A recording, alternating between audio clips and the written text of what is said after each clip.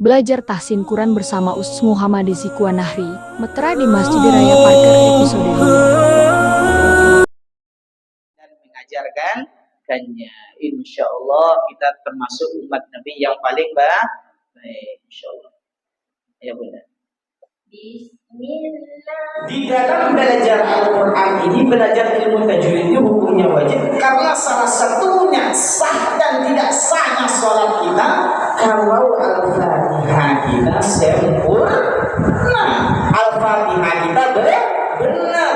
Kalau Al-Fatihah kita salah, maka tidak sah sholat itu bunda. Ya tak?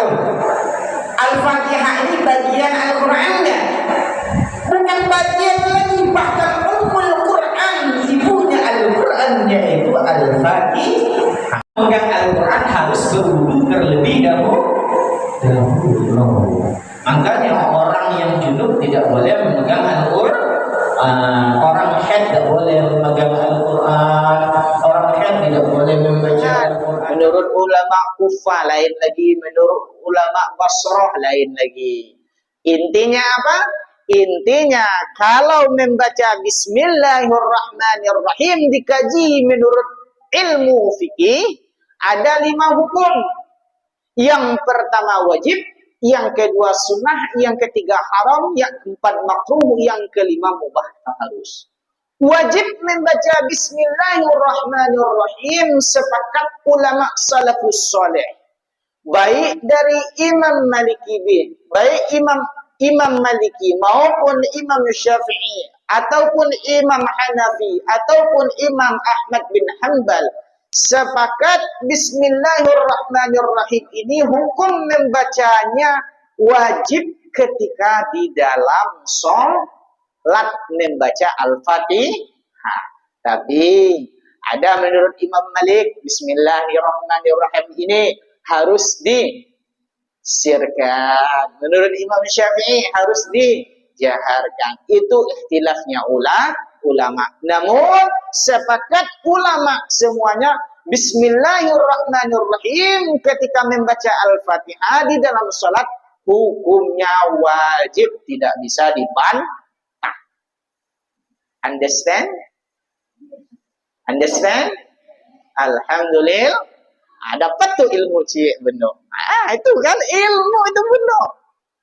Jadi cemana Ustaz, ambo kemarin pergi haji, ambo kemarin pergi ke Mekah, lihat Imam sudah baca Alhamdulillahirabbil alamin. Dan ada lagi bismillah, membaca bismillah itu Imam sudah bunda. Tapi dengan sir. Gini, bismillahirrahmanirrahim. Alhamdulillahirabbil alamin. Itu caranya. Paham bunda? Alhamdulillah. Jangan anggap enteng. Dalam salat ada namanya hukum rukun qauli, ada rukun fi'li, ada rukun qalbi. Sekarang kita belajar Al-Qur'an untuk membina bacaan Al-Qur'an biar salat bagus, bacaan juga bagus. Sekarang kemarin sudah belajar Al-Fatihah. Boleh tak saya mendengar bacaan Al-Fatihah bunda satu persatu? Boleh atau enggak?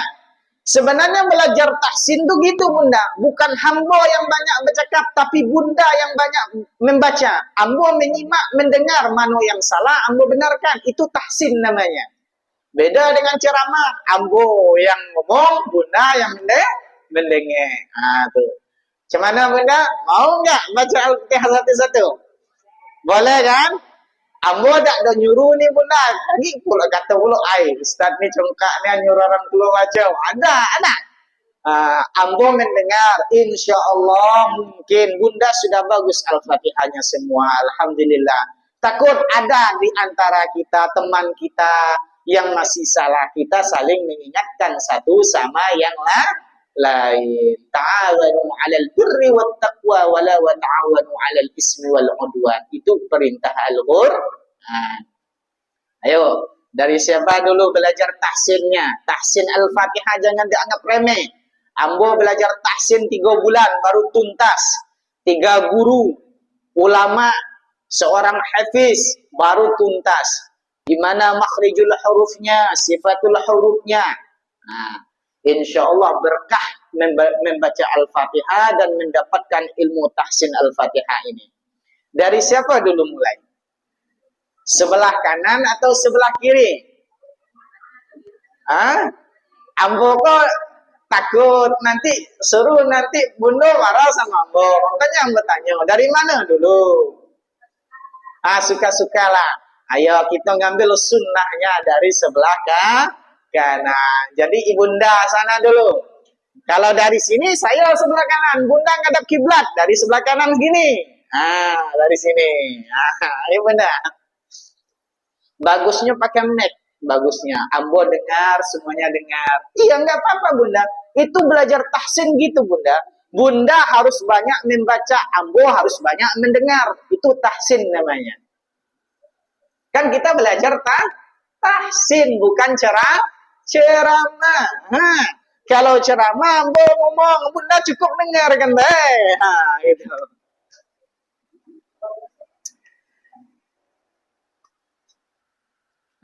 Sebelum kita menunggu mic, kita baca dulu serempak. Dengarkan ambo dulu baca ya. Nanti bunda baca serempak, baru baca satu persatu ya. Bismillahirrahmanirrahim.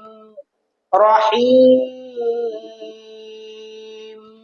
Kantapkan bibirnya baru mengambil nafas. Rahim.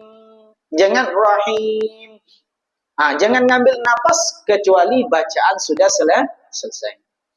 Alhamdulillahi Rabbil Alamin. Bil tahan, jangan bile Kalau bile lamnya harakat jadinya. Bil lamnya ditahan. Alhamdulillahi Rabbil Alamin. Ar-Rahmanir Rahim. Ar-Rahmanir Rahim. Malik, dua harakat, jangan terlalu panjang. Ada yang baca itu salah, dua harakat, satu ketukan.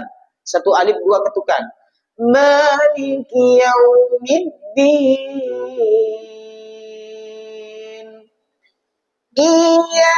Iyanya harus bertasdid. Jangan iyaka, tapi iya. Kalau baca iyaka, lain artinya kan? Kemarin pernah Anda menjelaskan kan?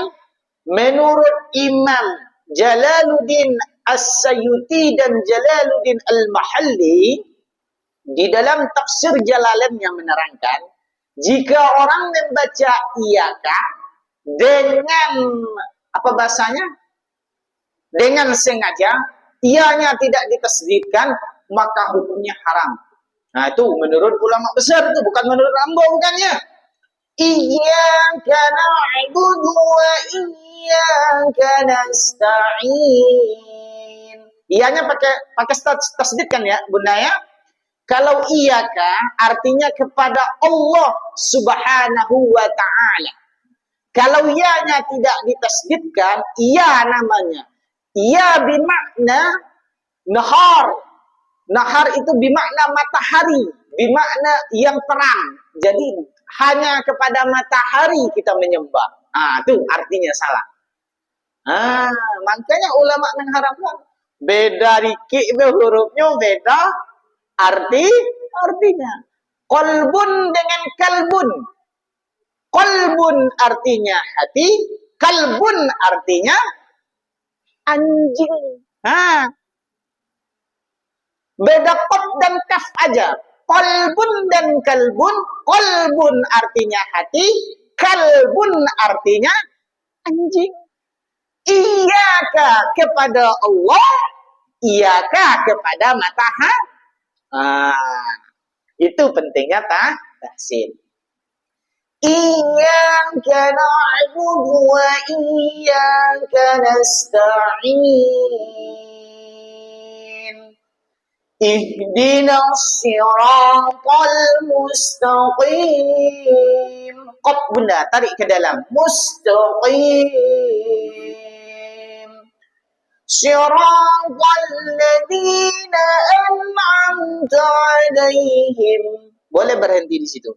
Ghairil maghdubi 'alaihim waladdallin.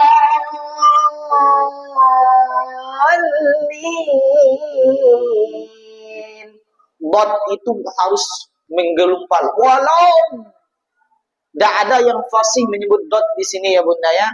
Karena dot ini yang fasih menyebutnya di dalam kitab Hidayatul Mustafid diterangkan hanya Rasulullah Shallallahu Alaihi Wasallam yang fasih menyebut dot. Nabi, hanya Nabi yang fasih. Jadi dot itu memang luar biasa. Mahrijul huruf yang paling berat disebutkan huruf bo. Ambo pun masih. Karena yang fasih itu hanya Nabi. Caranya menggelumpal. Walau dhalin.